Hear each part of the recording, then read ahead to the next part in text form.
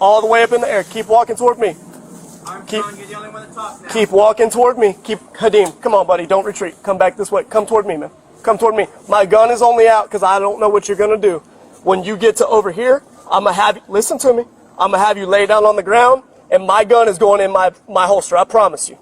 If you will walk toward me, keep your hands up, Hadim. Keep your hands up. Don't go back toward that thing, man. Walk toward me with your hands up. I'm going to walk you through every process. Please don't pick that back up. Please don't. Hey, one person talking. Please don't pick that back up. I got you. I got you, dog. I'm telling you, I got you. Listen to how this will go. If you'll walk out to me with your hands up in the air. When you get to about right here, I'm going to have you lay down on the ground. My gun is going in the holster. Bet that. It's going in the holster. Don't pick it up, Hadim. Don't do it, buddy. You made such a good choice putting it down, bro. Just leave it on the ground, Hadim. Walk all the way out. All the way. Keep coming. Keep coming to me. Keep coming to me. Keep coming. I'm going to tell you when to stop. Keep coming to me, bud. Keep coming. Keep coming. Come on. You're good, bro. You're good. You're good. Keep walking toward me. Hadim, don't do it, bud. Keep on. Keep on. Keep on.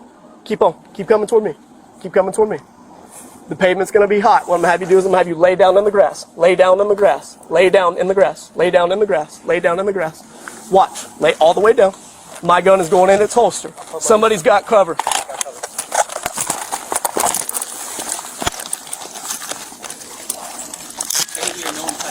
All right. Hey, I was all the way down. Have we exfilled from that house? How old are you, bro? 14? Who did you shoot? Cancel aviation. Aviation on channel 1066. Who'd you shoot?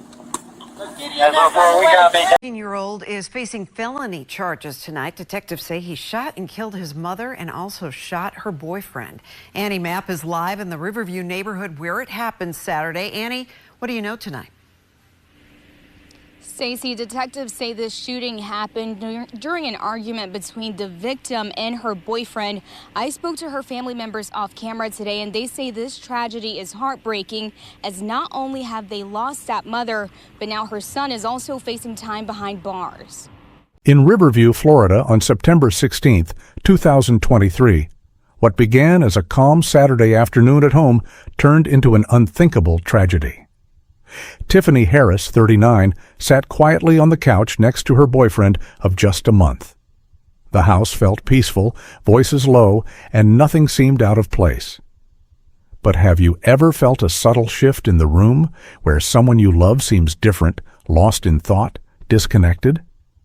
Most of us brush those feelings aside, hoping they mean nothing. Tiffany did too. She had her youngest son right there with her, and on the surface, everything looked fine.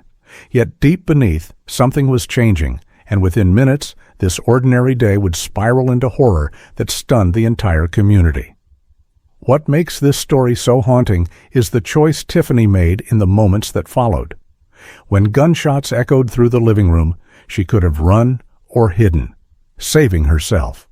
Instead, her instinct was to protect someone she cared about, even though the person behind the gun was her own child. This wasn't an intruder, a stranger breaking into their home. It was family turning on family. And in hindsight, there had been quiet signs that something was wrong. The painful question remains, would anyone have truly seen them? Before diving deeper, if you care about real-life stories that force us to look closer at what's often hidden, hit that like button now. Share where you're watching from in the comments. And remember to subscribe to True Crimes Venue so we can keep bringing you raw, eye-opening true crime stories that reveal the darker truths in our communities. Today isn't just about what happened. It's about how a mother's final decision spoke louder than words, how private family struggles spilled into public heartbreak, and how trust within a home can mask something far more dangerous. This is Tiffany Harris's story, and it forces us to rethink what family violence can look like. Tiffany wasn't a headline or just another name in police reports. Friends and neighbors saw her as a woman defined by love. Born and raised in Florida, she faced life's hardships early, but built her world around her 3 children. Those closest to her, like her mother, Teresa Harris, described Tiffany as someone who'd open her door to anyone in need, stretch a single dollar to feed her family, and still manage to make each child feel special. Her home became a safe place for struggling friends and family, a small, warm corner of the world built on generosity. Yet being a single mom wasn't easy. Tiffany's children were all at different crossroads. Her daughter was about to have a baby, making Tiffany excited to become a grandmother. Her older son was stepping into adulthood and independence, and her youngest, 14-year-old Adam Berry, seemed to be drifting away emotionally. Over the months leading up to that September day, family members noticed Adam pulling back, staring off into space, staying quiet during gatherings, his mind somewhere far from the family conversations around him. Sometimes his mood turned restless, then flat and vacant again. Those who loved him felt an invisible wall growing, but couldn't see just how close danger was. Recognizing these warning signs while living alongside them is hard. You tell yourself it's just teenage moodiness or a passing phase. Around this same time, Tiffany began seeing Cortivius Cruz, someone who brought a spark of happiness back into her daily life. They'd only been dating a month, but Cruz seemed to genuinely care for her and respected the responsibilities she carried as a devoted mother. For Adam, though, even that new relationship might have felt like another change in a world that already felt unstable. Experts in youth mental health warn that teenagers battling emotional distress can react strongly to family shifts, whether it's a new partner or a different routine. But no one could have imagined just how deeply those feelings ran, or what they might become. Saturday, September 16th, began quietly inside their home in the Summerfield subdivision. Sunshine filtered through the living room window as Tiffany and Cortivius relaxed on the couch, catching up on conversation over the noise of the television. Adam sat nearby. For a while, it looked like any other afternoon in countless American homes, peaceful, simple, ordinary. Yet under that calm, something dark was building. Cortivius noticed Adam sitting there, but his expression was blank, eyes empty, staring at something unseen. When Cruz tried speaking to him, Adam didn't answer, didn't even seem to register the words. Silence thickened the room. Adam's stillness felt unsettling, and Cruz sensed something wasn't right, though he couldn't know just how dangerous those few minutes would become. Without warning, Adam's posture tightened. His body language shifted, as if invisible pressure was closing in. A normal day turned terrifying in seconds. Adam pulled out a gun. The quiet was shattered by gunfire, in the very room meant to be a family's refuge. Faced with chaos, Tiffany's reaction was instinctive. Instead of running or shielding herself behind furniture, she moved to protect Cortivius, choosing his safety over her own life. It was an act of raw human courage, a mother putting love before fear, even as that danger came from her child. The shooter wasn't an outsider breaking in through a window. This was violence growing inside the family, hidden behind familiar walls. The very place that felt safest turned into a crime scene in moments, soaked in shock and grief. Friends and neighbors later remembered Tiffany as someone who gave everything for those she cared about. That her life ended trying to protect another person was both heartbreaking and tragically fitting, a final act of love from a woman who had built her life on it. The questions that followed haunted everyone. Why did it happen? Were the signs truly invisible? Or were they too painful to see? How could love and tragedy collide so violently in the same living room? Tiffany Harris's story remains a chilling reminder that the greatest dangers sometimes wear familiar faces and that family violence doesn't always arrive as shouting arguments or slammed doors. Sometimes it comes quietly, hidden in silence and blank stares, until it's too late. Without warning, Adam rose from the couch and quietly stepped out of the living room. Tiffany and Cortivius shared a look. Was this just another teenage mood swing? Should they have been worried? At that moment, neither could have imagined how quickly their entire world would be turned upside down. When Adam came back, his hands weren't empty. Clutched in them was a loaded gun. What had started as a peaceful Saturday afternoon instantly exploded into terror. Cortevius grasped the danger immediately and tried to move, but before he could react, Adam had already aimed. Bullets tore through the room in rapid fire. Cortevius was struck multiple times, his hand, shoulder, jaw, and leg all hit by the hail of gunfire. Each wound brought searing pain, but even worse was the crushing horror that it was Tiffany's child pulling the trigger.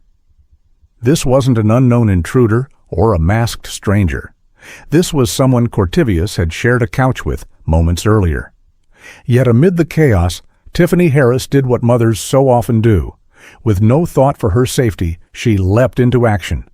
While Cortevius lay bleeding, struggling to comprehend the nightmare unfolding, Tiffany rushed toward her son, screaming and fighting to wrest the gun from his grip. Her desperate attempt to disarm Adam gave Cortevius the split second he needed to scramble out of harm's way, saving him from certain death. But Tiffany's act of courage came with a tragic price. As she struggled to protect the man she cared about, the gun fired again, and this time the bullet struck her fatally. It was a heartbreaking end for a woman who had lived her entire life for her children, family, and community. In that final moment, her instinct to protect cost her everything. But even after that, the nightmare continued to unfold. Hearing gunshots from elsewhere in the house, Adam's older brother came running. When he saw his mother on the ground and his younger brother holding a smoking gun, panic and disbelief collided. In those few seconds, he too became a target. Adam turned the weapon on his older brother, ready to shoot again. But his brother managed to escape, sprinting from the house to seek help. Within minutes, neighbors, shocked by the eruption of violence in their quiet neighborhood, dialed 911. When emergency services arrived, they faced devastation. Tiffany Harris lay mortally wounded. Cortevius Cruz was bleeding from multiple gunshot wounds, barely clinging to life. And in the middle of it all stood 14-year-old Adam Berry, still armed and emotionally shattered. A tense standoff began. For about 16 minutes, police trained in crisis response tried to coax Adam into surrendering. At times, he pressed the gun against his own head, threatening to end his life. Officers worked urgently to keep him talking, to stop him from pulling the trigger. Finally, using less lethal rounds, they managed to subdue him and take him into custody without further bloodshed. The damage, however, had already been done. Tiffany Harris died from her wounds. Cortevius Cruz was rushed to the hospital in critical condition, fighting for survival. And a family that had once gathered in the living room now lay broken beyond repair. Pause and consider the heartbreak behind these details. How would you respond if you notice signs of distress in someone you love? Does your community offer mental health resources, crisis intervention, or family counseling? Your thoughts and experiences could help others see what might be invisible to them. And if these real-life stories matter to you, remember to subscribe and share. Awareness is sometimes the difference between tragedy and prevention. As the echoes of gunfire faded, the investigation into what drove this young teen to commit such violence began in earnest. Adam Berry, only 14 years old, was arrested and taken to a juvenile detention center. Prosecutors filed serious felony charges: second-degree murder for his mother's death, attempted first-degree murder for shooting Cortevius, and aggravated assault. These were not minor offenses. They carried consequences that could shape or end his future. Detectives began piecing together what had led to that horrifying afternoon. Family members, neighbors, and close friends were interviewed, painting a picture of a household under quiet strain. Investigators traced the weapon, trying to find out how Adam had gained access to a gun powerful enough to destroy lives in seconds. What they uncovered wasn't a single dramatic trigger, but rather a buildup of everyday stressors: financial worries, shifting family dynamics, and a teenage boy's growing emotional struggle that had quietly deepened out of sight. The psychological assessment of Adam became a crucial step in the process. Mental health professionals examined his mindset in the days leading up to the shooting and on that tragic day itself. Their findings would influence whether the case focused on rehabilitation, punishment, or a mixture of both. Meanwhile, in a hospital ICU, Cortevius Cruz clung to life. His injuries were extensive and life-changing, requiring multiple surgeries to mend shattered bones and rebuild damaged tissue. Doctors fought to save mobility in his leg, strength in his hands, and the ability to speak again through a reconstructed jaw. From his hospital bed, Cortevius provided crucial testimony. But what mattered even more was his tribute to Tiffany. Through raw emotion, he told reporters, "She saved my life. Instead of running, she fought to protect me. I owe her everything." His words ensured that Tiffany Harris would be remembered not only as a victim, but as a mother who faced the unthinkable and chose love over fear. It was a dagger because she was so good to me, and it hurted me even more because I felt like she probably got hit because she was trying to save me. He showed us where he was shot, leaving behind physical scars on his hands, jaw, shoulder, and leg, and emotional scars. A day constantly replaying in his head. Me and him sat in the living room watching TV. He just started staring into space and looking at me, but it's like he wasn't looking at me, but he was looking at me. Cruz says the teen disappeared into another room. And he just came back, started shooting me. His mom came out screaming, "What are you doing? What are you doing?" And she grabs him with the gun. That gave me time to get out the house. Back in Riverview, neighbors and friends tried to come to terms with the tragedy that had shattered their street. Candlelight vigils were held to honor Tiffany's memory. Her face appeared on posters and at gatherings where community members shared stories of her kindness, warmth, and generosity. Local churches offered grief counseling and open-door prayer sessions, recognizing that trauma like this casts long shadows. But the pain also sparked difficult conversations about gun safety, mental health awareness, and the subtle warning signs of family violence that can go unnoticed until it's too late. Tiffany's mother, Teresa Harris, though crushed by grief, stepped forward as an advocate. In interviews, she spoke candidly about the urgent need for better mental health resources and stricter control over how guns find their way into young hands. She made it clear her daughter's death should not fade into a statistic, but become a wake-up call to protect other families. In the courtroom, the case grew complicated. Adam's age raised questions about juvenile justice. Should a 14-year-old face adult consequences? Could rehabilitation be possible after something so grave? And what does accountability mean when the person responsible is also a child? All the while, Cortevius continued his difficult path to recovery, not only from physical wounds, but from the trauma of surviving such horror. In interviews and community forums, he shared Tiffany's story, not seeking sympathy, but hoping to make others see the human cost of unchecked family violence. The formal investigation ended when Adam Berry was charged and placed under arrest, but the ripple effect it created went much deeper. The tragedy that shattered the Harris family forced the Riverview community, and many beyond, to confront unsettling truths about family dynamics, adolescent mental health, and the responsibilities we share as a society. Tiffany Harris's death wasn't just another headline. It exposed gaps in how we handle crises, keep firearms secure, and recognize the signs that someone we love might be slipping into danger.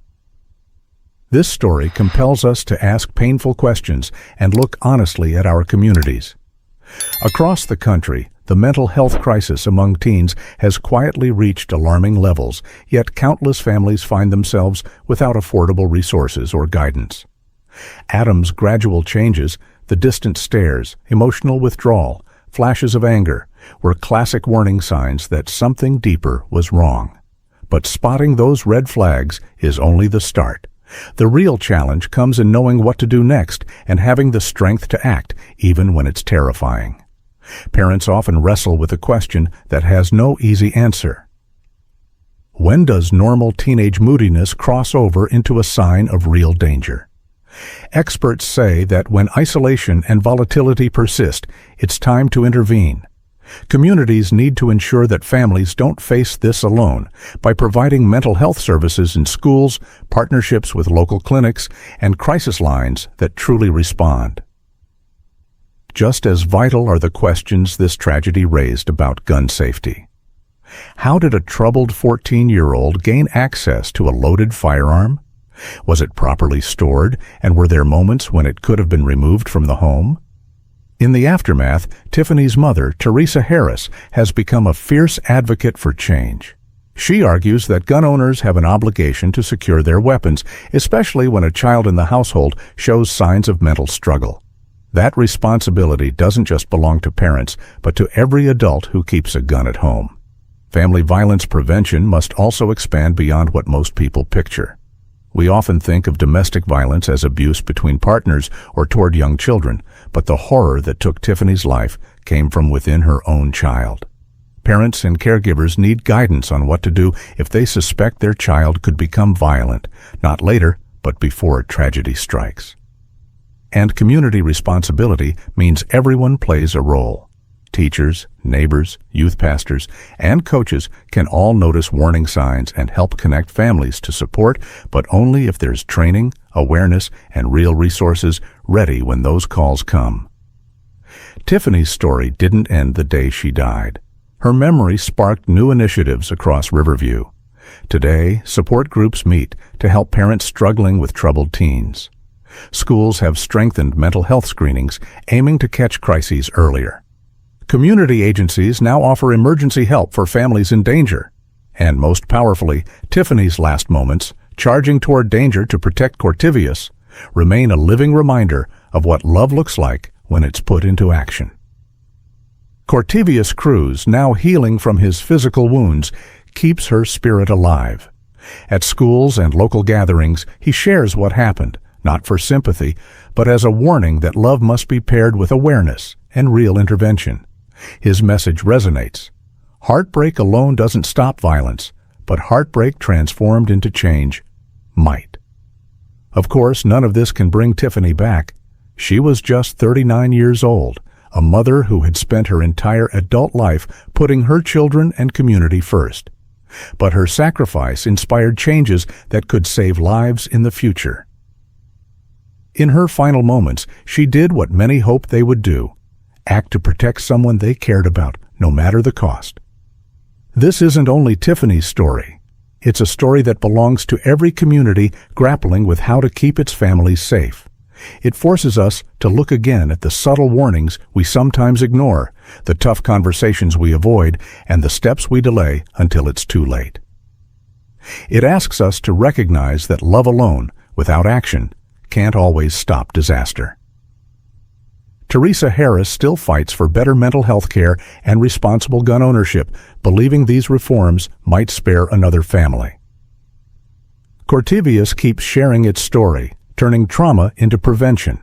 And in Riverview, neighbors who once took safety for granted now volunteer, speak out, and keep watch for the signs they once missed.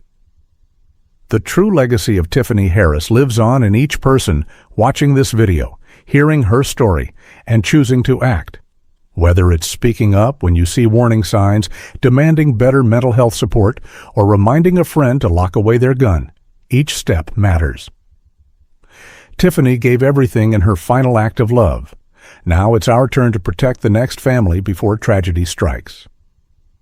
If this story moved you, if you believe that real stories spark real change, then take action. Like, share, and subscribe to True Crime Venue for more stories that do more than shock. They remind us of the hidden dangers we often overlook. Tap the notification bell so you won't miss the next story that could change how you see the world. You can also check our curated playlist linked in the description. See you next time, and thank you for watching.